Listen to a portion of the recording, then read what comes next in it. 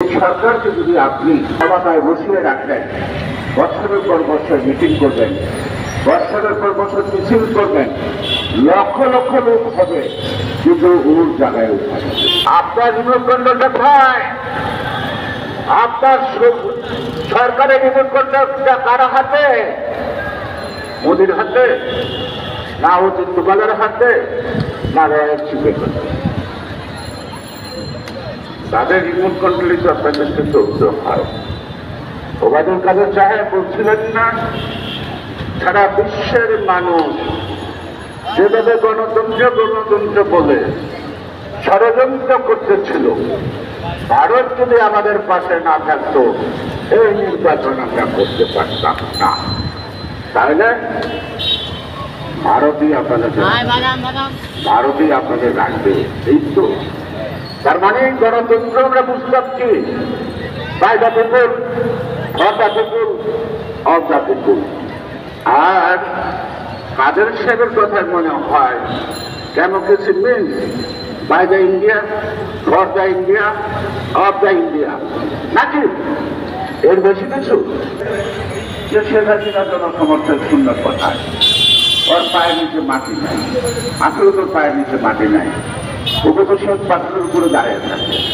ও তো মাটির মানুষ চিনে না, মাটিতে হাঁটেন না, সাধারণ মানুষের মর্ম তো সে বোঝে না, তার কানে যায় না। আর শেখ হাসিনার জনসমর্থন শূন্যের কোঠায়, একথা বলার দরকার নাই, কারণ জনগণের তো তার দরকার নাই, যার যারের দরকার তারা তো আছে। আচ্ছা না, কালকে গোপালগঞ্জের সদরের উপজেলা নির্বাচনের ঘটনা শুনলাম।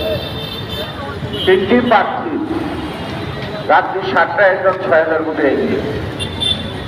তিনি আমার বোধ হয় শেখ হাসিনার সমর্থক। উদ্বিগ্ন টেলিফোন করতে ডিসিশন যে কত ভোটে আগে 6,500 তা ঘোষণা দেন, দেওয়া যাবে না, উপরে নির্দেশ হচ্ছে। আমার উপরে কে? ও আপনার উপরে আসে, আপনি বুঝলেন পরে ঘোষণা হইল যিনি 6,500 ভোটে জয়লাভ করবেন তিনি 330 ভোটে জয়লাভ করবেন। আর পাশ করলেন যে শেখ রাহানার সমর্থিত যিনি একটা ভোটে গিয়েছিলেন তিনি। তার মানে কি? গতকালকের যে নির্বাচন হয়েছে, এই নির্বাচনে ভোটারের উপস্থিত যতটুকু 7ই জানুয়ারির যোগ্য ভোট দেওয়া হয়েছে। যে যেখানে পারছে সে সেখানে সিল মারছে, ভোট কেন্দ্রে লোক নাই, ভিতরে সিল মারতেছে। মানে কি বাইরে ঠিকঠাক, আর ভিতরে সদর গাছ কাটছেন সিল মারা। এটা গতকালকের অবস্থা। আপনারা অনেকের কথা বলছেন, যদি একটু দিলেন। আরেকটা নাম উচ্চারণ করতে আমার লজ্জা লাগে, তাও করতে আমার। একটু আগে দেখলাম ওবায়দুল কাদের নাকি বলছে বিএনপি চলে রিমোট কন্ট্রোলে। হ্যাঁ, বিএনপি তো রিমোট কন্ট্রোলই চলে। রিমোট কন্ট্রোলটা কার হাতে?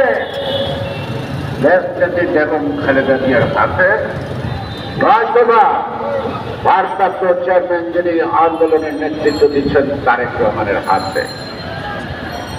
আপনাদের রিমোট কন্ট্রোলটা কোথায়? মনে হয় না। সংক্ষেপে যদি বলি, আজকে বাংলাদেশটা আজকে কাটাতারে ঝুলছে।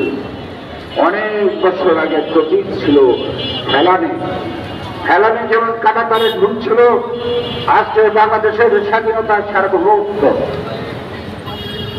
ওই কাটাতারে ঝুলছে।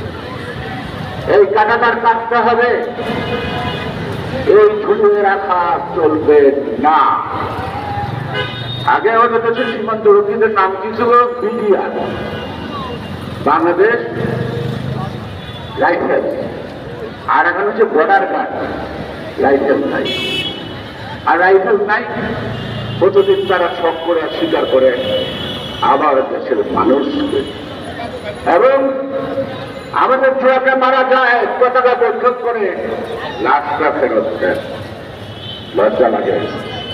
আমরা স্বাধীন দেশ, আমরা অস্ত্র কিনি জনগণের টাকায় কার বিরুদ্ধে ব্যবহার করার জন্য?